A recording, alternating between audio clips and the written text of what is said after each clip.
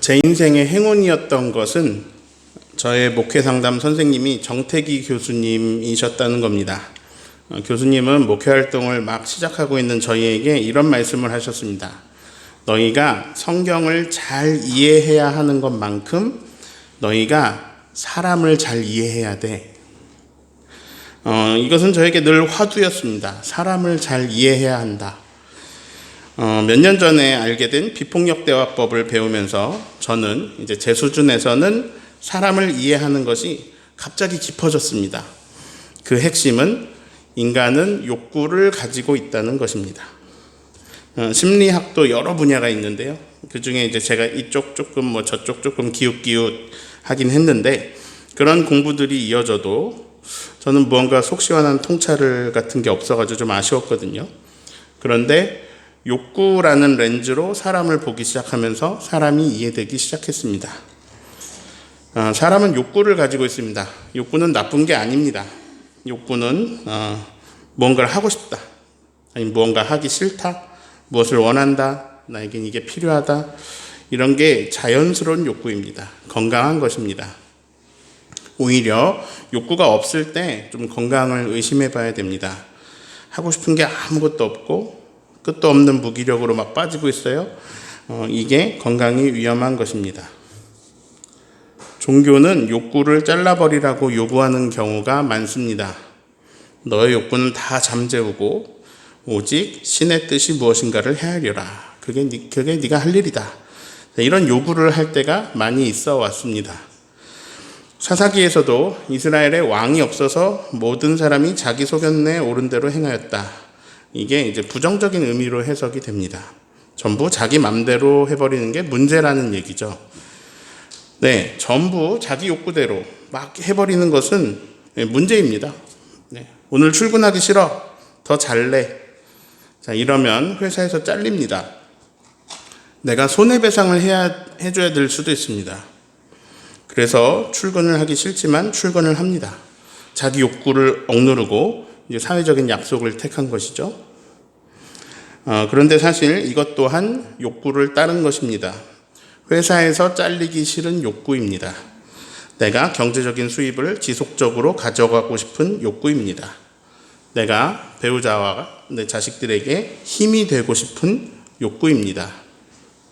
자, 이거를요, 상위 욕구, 하위 욕구로 나눌 수 있습니다. 회사를 가기 싫고 잠을 더 자고 싶은 욕구는 하위 욕구입니다. 이 욕구가 더 작아요. 뭐보다 작냐면요, 내가 돈을 계속 가지고 싶은 욕구보다 작습니다. 그래서 우리는 출근하기 싫어도 출근을 합니다. 즉, 상위 욕구를 위해서 하위 욕구를 희생시키는 거죠. 그래서요, 사람들은 사실 전부 최상위 욕구를 따르고 있습니다. 자기 자신은 잘 모르고 있지만 자기가 하고 있는 행동이 다 자신의 최상위 욕구입니다. 어떤 모임에 정말 가기 싫었는데 가는 경우가 있습니다. 이것 또한 욕구대로 한 것입니다. 그 공동체 안에서 소속감을 유지하고자 하는 욕구, 정회원의 자리를 지키고자 하는 욕구, 좋은 사람으로 평가받고 싶은 욕구, 이런 것이 이제 가기 싫은 모임에도 가게 하는 것입니다. 그 사람 성공했어. 이런 말 합니다. 성공했다는 말이 무슨 말일까요? 보통은 돈을 많이 벌었을 때 그런 말을 합니다. 자, 돈이 많은 건 성공이 아닙니다. 부자입니다. 그런데 우리는 부자가 되면 성공했다라고 말합니다. 왜냐하면 돈이 있으면 욕구를 충족시키는 게 굉장히 쉬워지기 때문입니다. 혹시 돈이 많으면 좋겠나요? 네, 저는 돈이 많았으면 좋겠는데요. 그 이유는 나의 욕구를 쉽게, 되게 빠르게 충족시키고 싶기 때문입니다. 그러면 이기는 게 성공일까요? 지는 게 성공일까요? 게임을 한다고 해볼게요. 사람들은 게임을 하면요, 이기고 싶어 합니다. 그런데 어떤 사람은 게임에 지고 싶어 하는 경우가 있습니다. 아빠가 어린 아들이랑 막 놀아주고 있습니다. 팔씨름을 하는데요, 이 아버지가요, 막 혼신을 다한 끝에 집니다. 자, 아들은 막 이겼다고 막 방방 뜁니다. 자, 이 아버지가 팔씨름에 졌는데요, 이건 성공입니까? 실패입니까? 성공입니다. 왜냐하면 원하는 것을 이뤘잖아요. 자, 아빠는 자기 욕구를 충족시켰습니다. 아들이 막 자기가 이겨서 기뻐하는 모습을, 그런 기분을 느끼게 해주고 싶은 욕구. 또 아들이 방방 뛰면서 나는 그 모습을 보고 싶었다. 그런 욕구를 채웠습니다. 성공했습니다. 원하는 것을 이뤘습니다. 그러니까 이건 성공했네요. 즉 성공은 뭐냐면요, 원하는 것을 이루는 겁니다. 자, 자기가 원하는 것을 이루는 게 성공입니다. 자기가 원하는 것을 이루지 못하는 게 실패입니다. 오늘 저는 설교 제목을요, 실패자가 느끼는 감정이라고 지었습니다. 무언가에 실패해 보셨나요? 어떤 마음이셨나요? 우리나라가 월드컵 16강이라는 목표를 가졌다고 해볼게요. 근데 2002년에 4강까지 올라가 버렸어요. 자, 이러면 목표를 초과해서 달성했으니까 대성공이죠. 그런데 만약 월드컵 본선에도 못 나가고 예선에서 탈락해버렸다. 그러면 어떨까요? 국민들의 실망감이 너무나 크겠죠. 왜냐하면 목표가 월드컵 16강이기 때문에. 근데 축구를 아주 못하는 어떤 나라가 있어요. 이 나라는 목표 자체가 예선을 통과하는 게 아니라 예선에서 한 번만 이기는 거예요. 이 나라 사람들은 월드컵 본선에는 원래 당연히 못 가는 거라고 생각하고 있어요. 근데 예선에서도 한 번도 이겨본 적이 없는데 건국 이래 이날 처음으로 이겼어요. 그러면 거기는 이제 온 국민이 기뻐하고 난리가 나겠죠. 그럼 그 팀은 성공한 겁니다. 그러니까 자기가 원하는 것, 자기가 세운 목표치, 이걸 이루는 게 성공입니다. 근데요, 월드컵은 실패해도 돼요. 4년 후에 또 오잖아요. 자, 다시는 오지 않을 기회에 실패할 때 정말 큰 타격이 있습니다. 오늘 읽은 말씀 속의 상황이 그렇습니다. 32절을 같이 읽습니다. 보라,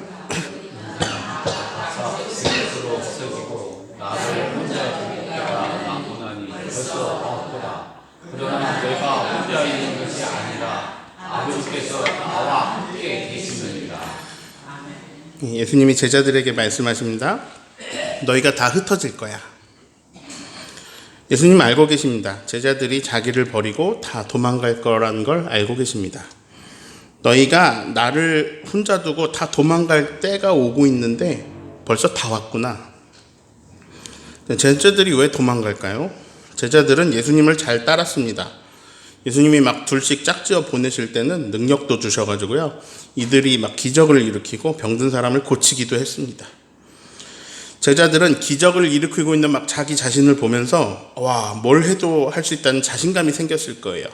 예수님이 함께 계시면 난 뭐라도 할 수 있어.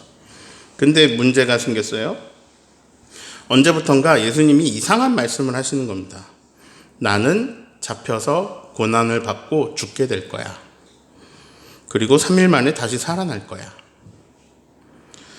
자, 여태까지 예수님 하신 말씀이 다 이루어졌기 때문에 제자들은 이 말이 불안했을 겁니다. 말씀에도요, 근심하였다라고 기록하고 있어요.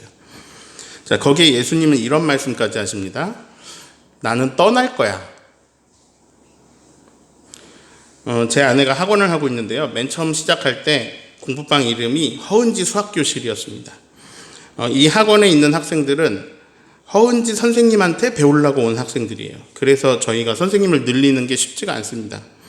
다른 선생님이 가르치면 반발이 생길 수도 있어요. 아니, 저 사람은 허은지 선생님한테 배우는데 왜 우리 애는 딴 선생님한테 배워요? 이럴 수 있어요. 그런데 만약에 제 아내가 우리 학원에서 이런 말을 한다면 우리 학원생들과 저는, 또 우리 직원들은 매우 허망해질 거예요. 저는 이제 이 학원을 떠납니다. 여러분이 세워가세요. 자, 허은지 선생님을 보고 온 학생들만 있는 학원에서 허은지 선생님이 떠나면 이 학원은 그럼 문을 닫아야 되겠죠. 예수님과 제자들이 모여 있습니다. 그런데 예수님이 계속 이상한 말씀을 하세요. 나는 곧 죽는다. 나는 잡혀서 고난을 당하고 죽게 된다. 다시 살아난다. 근데요, 제자들한테는 이 뒤에 얘기는 들리지가 않아요. 다시 살아난다. 이 얘기는 들리지도 않습니다. 자, 이 사람들이 누구 보고 모여 있는 건가요? 베드로 보고 모였나요? 아니요, 예수님을 만나고 예수님이 부르시고 예수님을 따라오고 그래서 이렇게 제자가 된 겁니다. 이들은 자기 인생을 예수님에게 걸었습니다. 고기를 잡다가 그물을 놔두고 예수님 따라왔습니다. 마태는요, 세리 계속했으면 돈 많이 만질 텐데 세리 자리를 버려두고 예수님을 따라왔습니다. 제자들은 자기 생업을 다 놔두고 멈추고 예수님을 따라다녔습니다. 자기 목숨을 걸었고 자기 인생을 걸었습니다. 그런데요, 예수님은 자기가 죽는다 하십니다. 그리고 자기가 떠날 거라고 하십니다. 제자들은 불안하기 시작합니다. 그런 일은 상상도 못 해봤는데요. 베드로가 주는 그리스도시요 살아계신 하나님의 아들이십니다 라고 고백한 후부터 갑자기 예수님이 이상한 말씀을 하십니다. 그래서 근심에 사로잡히게 되었습니다. 자, 이 상황에서 제자들의 욕구는 뭘까요? 예수님이 떠나지 못하게 하는 겁니다. 막는 거예요. 예수님이 죽지 못하게 막는 겁니다. 예수님이 고난당하지 못하게 막는 거예요. 네, 이들은 진심이었습니다. 왜냐하면 자기 인생이 걸린 문제이기 때문에 이들은 절실했습니다. 예수님, 우리가 가만히 있지 않을 겁니다. 예수님 잡혀가시는 거, 죽게 되는 일, 그런 일은 없습니다. 자, 베드로는 이렇게 말했어요. 모두가 다 주를 버린다고 해도 나는 결코 주를 버리지 않을 겁니다. 예수님 말씀하십니다. 닭 울기 전에 네가 3번 나를 부인할 거야. 베드로가 말합니다. 아니에요. 저도 주님과 같이 죽을지언정 저는 주님을 부인하지 않을 겁니다. 근데 그 말을 듣고요, 모든 제자들이 다 똑같이 말합니다. 저희는 주님과 함께 죽겠습니다. 이건 그들의 진심이었습니다. 제자들은 명성 있고 영향력 있고 높은 위치에 있던 사람들이 아닙니다. 많이 배우고 많이 아는 사람들도 아닙니다. 그냥 그저 그런 사람들이 예수님을 만났습니다. 별로 내세울 것 없는 사람들이 예수님을 만났습니다. 가슴이 뜨거워집니다. 아, 이게 사는 거구나.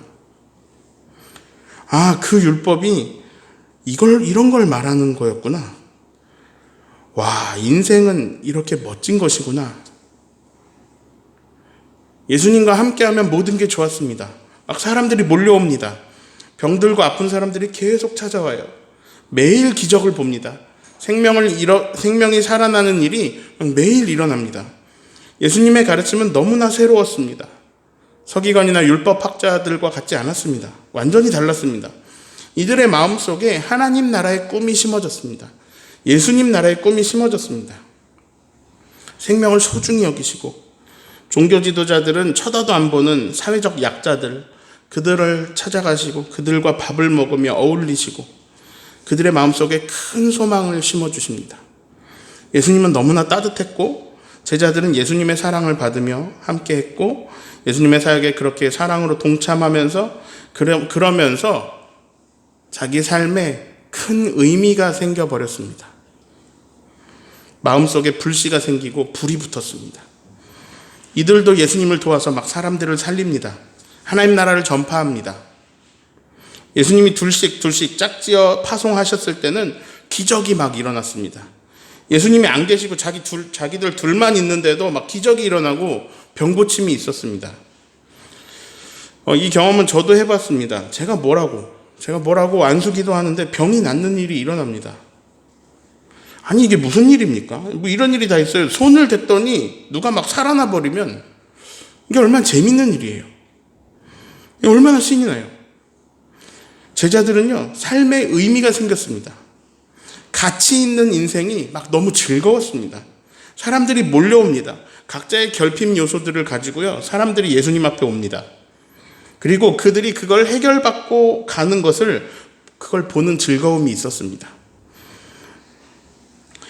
예수님 옆에 있다는 게 너무 좋았습니다. 자기가 예수님의 제자라는 게 너무 뿌듯했습니다. 자랑스러웠습니다. 사람들은 기대하기 시작했어요. 사람들의 욕구는 행복하게 사는 겁니다. 그들은 지금 억눌려 있습니다. 로마에 억눌려 있습니다. 열심히 노예처럼 일해도 세금으로 다 가져가 버립니다. 그러나 로마에 대항할 수가 없었어요. 로마 병정들과 싸울 수는 없었습니다.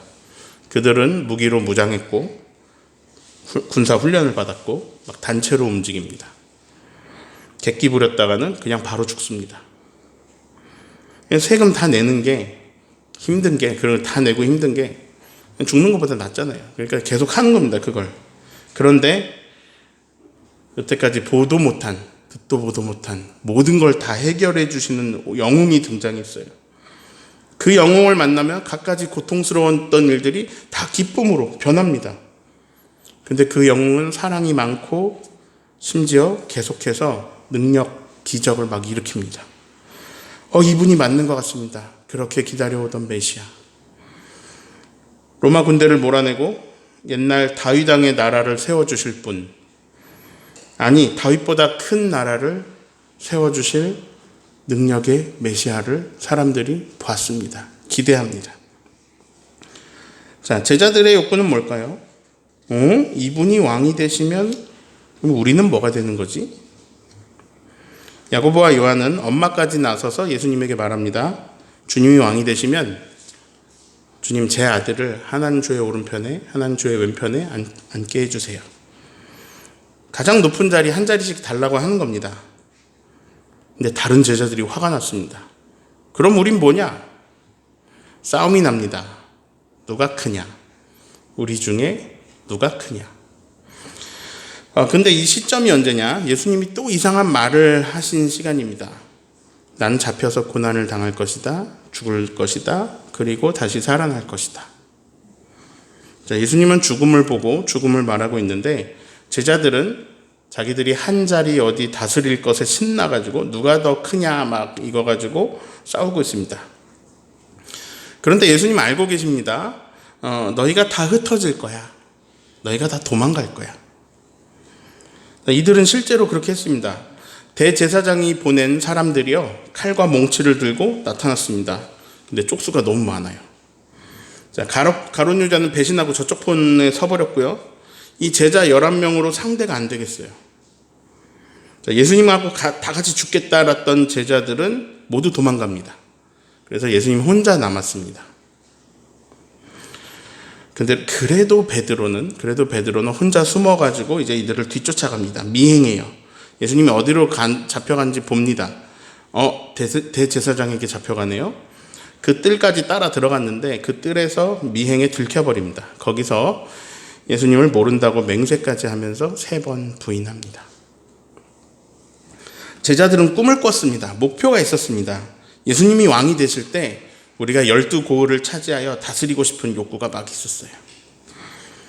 자, 다시 맨 처음 했던 얘기요. 욕구는 누구나 있습니다. 욕구는 나쁜 게 아닙니다. 욕구는 나를 움직이는 동력이 됩니다. 자, 욕구는요, 목표를 정해놓고 그 목표를 향해 달리게 하는 힘이 됩니다. 근데요, 이 욕구가 끝장날 때가 있어요. 이 목표 지점이 사라지는 겁니다.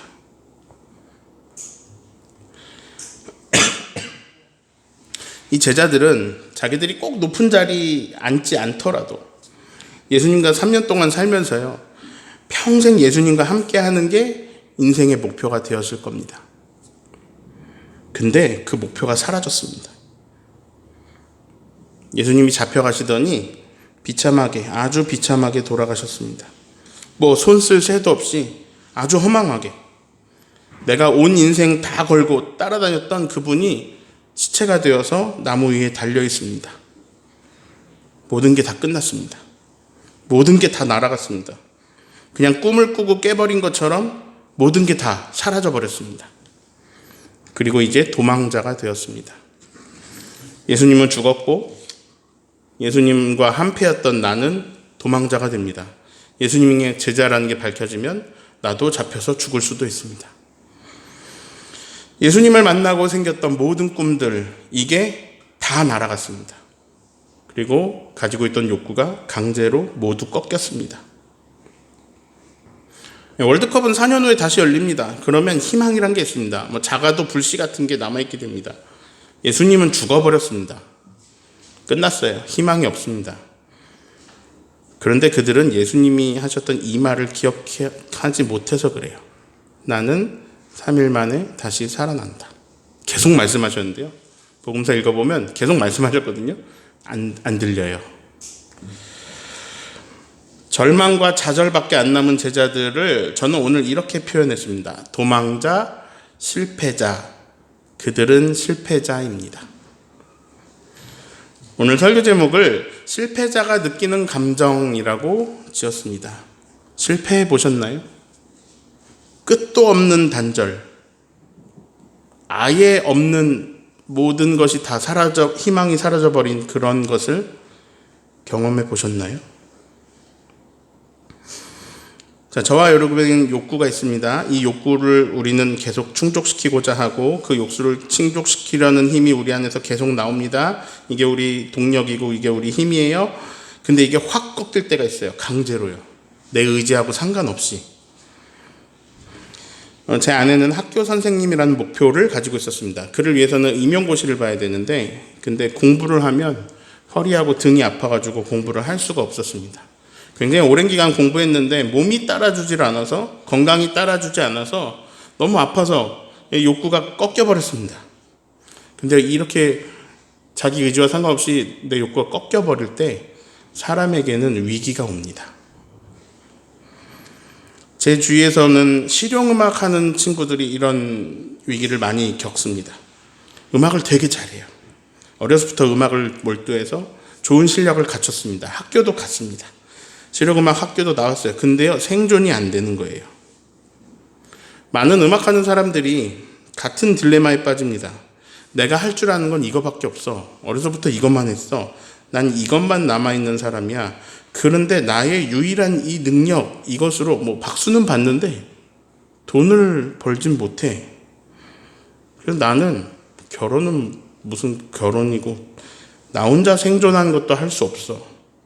나는 지금 한 살 한 살 먹어갈수록 사람들한테 민폐가 되고 있어. 이게 음악하는 사람들이 다 겪는 일이에요.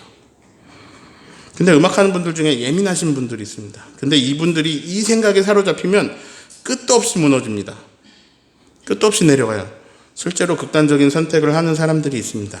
근데 그게 왜냐하면 희망이 없기 때문입니다. 자, 희망이 없는 상태, 절망만 남은 상태, 이게 인간에게 최대의 위기입니다. 제자들은 그런 상황을 마주하고 있습니다. 도망자가, 실패자가 그런 실패자가 되어버린 거예요. 죽음은 끝을 의미합니다. 다 끝났어요. 부활을 모를 땐 그렇습니다. 끝났습니다. 예수님의 죽음으로 희망이 끝났어요. 그들은 어떻게 살아가야 할까요?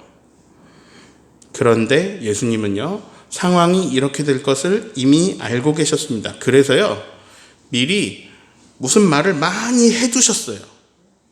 제자들이 이렇게 실패자가 될 건지 알기 때문입니다.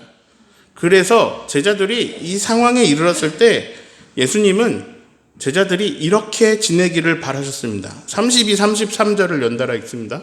보라, 너희가 다 각각 그곳으로 흩어지고 나를 혼자 둘 때가 오나니 그러나 내가 혼자 있는 것이 아니라 아버지께서 나와 함께 계십니다. 이것을 너희에게 이르는 것은 너희로 내 안에서 평안을 누리게 하려 함이라. 세상에서는 너희가 환난을 당하나 담대하라, 내가 세상을 이기리라.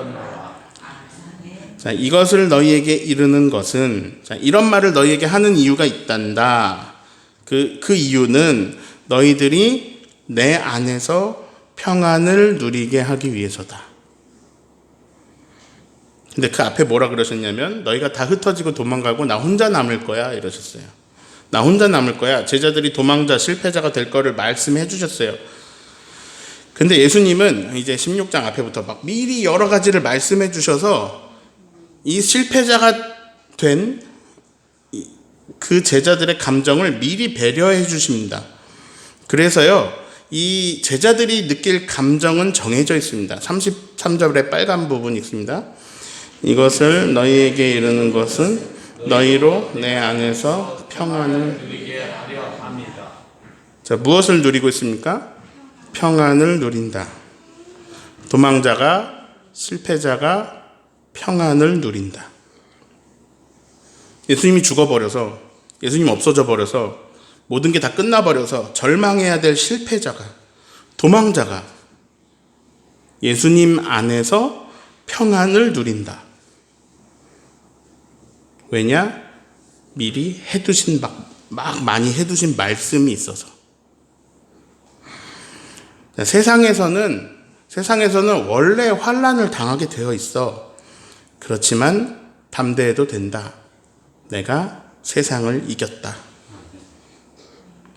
자, 죽음도 마찬가지입니다. 한 번 죽는 것은 정해진 일이야.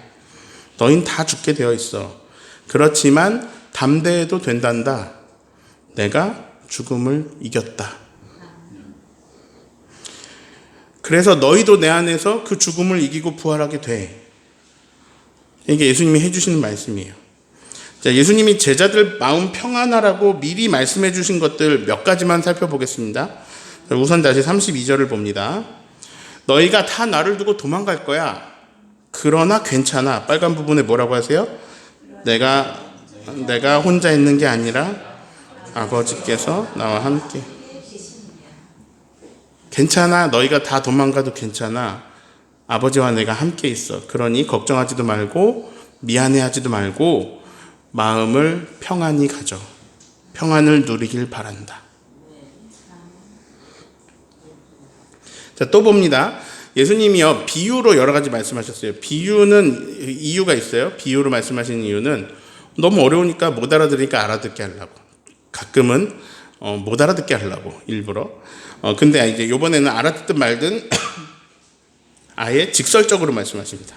자, 이거를 이제 개역 개정에서는 밝히 말했다 이렇게 표현하는데요. 돌직구란 얘기예요. 비유 안 하시고 그냥 밝히 말씀하십니다. 그 내용이 많은데요. 뭐 이제 훗날 우리가 드리게 될 기쁨의 기도 막 이 부분이 또 많이 있고요. 정말 말도 안 되는 막 기쁨의 기도가 있는데 이거는 제가 좀 더 심도 있게 설교하고 싶은 부분이라 오늘은 건너뜁니다. 아무튼 예수님이 비유로 안 하고 직설적으로 하신 말씀의 내용이 많이 있는데 그 중에 대표가 28절입니다. 예수님이 어디서 왔고 어디로 가시는지에 대한 말씀입니다. 28절 읽습니다. 내가 다시 나는 하나님에게서 나와서 세상에 왔다. 난 다시 세상을 떠나서 하나님께로 간다. 그냥 있는 그대로 말씀하셨습니다. 근데 이 말에, 이 돌직구 말에 제자들이 깨달음을 얻고 믿게 되었습니다. 30절 읽어볼까요? 우리가 지금에야 주께서 모든 것을 아시고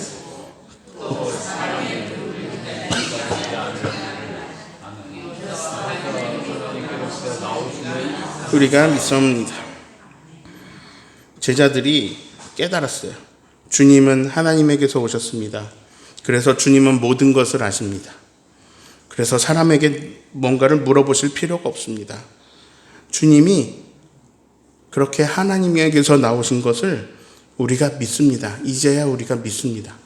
이런 얘기예요. 예수님은요, 제자들이 이 믿음을 가진 걸 확인하시고, 내가 하나님에게서 온 걸 얘네들이 알고 있구나. 이걸 확인하시고 나서 말씀하십니다. 너희가 나를 두고 다 도망갈 거야. 그런데 괜찮아? 난 아버지하고 함께 있어. 난 혼자가 아니야. 저는 이번에 이런 걸 깨달았습니다. 요한복음 16장은요, 예수님이 제자들 평안하라고 다 미리 이렇게 막 말씀해 주신 거구나. 근데 이제 너무 많은 내용이 있어가지고 직접 읽어보시기 바랍니다. 이해가 안 되면 한 20번 읽어보세요. 아무튼 한 가지만 더 봅니다. 7절을 읽습니다. 그러나 내가 실상을 말하노니 내가 떠나가는 것이 너희에게 유익이라. 여기까지요. 네. 예수님은 제자들이 받아들일 수 없는 말씀을 하십니다. 나는 떠난다. 예수님 때문에 모여 있어요. 예수님 때문에 모인 제자들에게 예수님이 자기가 떠난다고 하세요. 그러면서 이런 말씀을 덧붙여 하십니다. 내가 떠나가는 게 너희에게 더 좋은 일이야. 이거는 받아들일 수가 없는 말입니다. 그런데요, 나중에 보니까 이게 사실입니다. 성령께서 오시니까요, 예수님이 가지고 계셨던 한계가 사라져버립니다. 예수님도 한계가 있으셨어요. 뭐냐면 예수님은 하나님 본체신데 스스로 한계를 입으셨습니다. 그건 사람이라는 한계입니다. 그래서 예수님은 여기 계시면 저기 계시지 못했습니다. 그래서 여기서 아픈 사람을 만지실 때 저기서 누가 죽었습니다. 나사로가 그렇게 죽었습니다. 근데요, 성령님은요, 그 사람의 한계를 다시 벗어나신 하나님이십니다. 그래서요, 시공간에 제약이 없습니다. 근데요, 이게 우리에게 유익합니다. 우리가 지금 동시에 다 기도하고 그래도 다 받으시거든요. 시공간에 한계가 없어. 아무튼 이 정도의 말이에요. 이게 뭐냐면 종철아, 네가 죽는 것이 너에게 유익이야. 아니 이게 무슨 말 같지도 않은 말이에요. 죽는 게 너한테 유익이야. 우리 모두는 죽음을 두려워합니다. 근데요, 이 말도 사실입니다. 제가 죽으면요, 지금보다 훨씬 더 좋은 몸으로 부활합니다. 어쩌면은 가벼울지도 몰라요. 아무튼 훨씬 더 좋은 몸으로 부활합니다. 제가 나이가 100살이 넘으면 걷기도 힘들어지겠죠? 종철아, 지금 몸이 다 망가졌는데 그 다 망가진 몸으로 사는 것보다 네가 죽는 게 너한테 유익이야. 너는 엄청난 삶을 얻게 돼. 똑같은 말이에요. 제 아내는요, 몸이 따라주지 않아서 임용고사의 꿈이 무너져 버렸습니다. 꿈이 박살났어요. 근데 그게 우리 가정에 유익이 되었습니다. 그 꿈이 사라지니까요, 공부방이란 꿈이 새로 생겼는데요. 근데 그거는 아내가 스케줄 조절을 할 수 있어서 아내의 몸에 무리가 안 가게 할 수 있었습니다. 자, 몸에 무리도 안 가면서 좀 더 자유롭게, 좀 더 자기가 하고 싶은 일을 할 수 있게 됐는데 수익도 더 많아졌습니다. 꿈이 무너진 게 유익이 되었습니다. 저도 여러분도요, 인생에서 계속 실패 앞에 설 겁니다. 계속요. 저는 변 목사님한테 기대가 됩니다. 목사님도요, 몸이 안 따라줘가지고 미국 박사학위의 꿈을 지금 그 꿈이 박살나고 있는 상태예요. 거의 다 박살났어요. 그래서 기대가 됩니다. 만약에 그게 막혔다면 그게 유익이 되기 때문일 거니까요. 예. 몇몇 분이 변 목사님 다시 미국에 가실까봐 막 계단에 묶어놓자고 하시는데 저는 찬성합니다. 네, 제가 묻겠습니다. 네. 우리는요, 좌절과 실패를 반복할 겁니다. 근데 신기하죠? 도리어 거기서 평안을 얻는 일이 생깁니다. 담대해라. 담대해라. 원래 세상에는 환난이 있어. 그러나 내가 세상을 이겼다. 내가 죽음을 이겼다. 그래서 내 안에서 너희는 평안을 누린다. 네. 예수님이요, 미리 다 장치를 다 해놓으시고 그리고 나서 제자들이 실패를 겪었습니다. 네. 우리도 실패를 그렇게 겪을 수도 있어요. 막 다 여호와 일에 해놓으시고 실패를 딱 겪는. 그리고 나중에 성령께서 오시자 그 하셨던 말씀들이 다 이해가 되었습니다. 그래서요, 그들은 어떻게 되냐면요, 훗날에 박해를 당하고 순교를 당하면서도 평안합니다. 우리가 죽음을 이겼다, 이거를 완전히 알게 되었기 때문에요, 순교를 당하면서도 평안합니다. 환난은 원래 있습니다. 죽음도 원래 있습니다. 그런데 이 모든 것을 이기셨고 우리도 그 길을 갑니다. 우리는 그래서 다 이겼습니다. 그래서요, 결과가 정해져 있어요. 이겼어요. 그리고 결과 정해져 있어요. 평안함이에요. 세상이 줄 수 없는 평안. 예수님 부활하셔서 제자들에게 또 가서 뭐라 그러셨냐면 평강 있으라 그러셨어요. 실패했을 때도 평안하기를 바라셨고 부활하셔서 평안하냐 물어보셨어요. 정해져 있어요. 평안이고 승리고 부활이고 이기는 거예요. 그때 우리는 이미 이긴 결과를 가지고 가는 거예요. 그때 우리가 가지는 게 평안합니다. 세상이 줄 수 없는 평안으로 살아가시기를 예수님의 이름으로 축원합니다.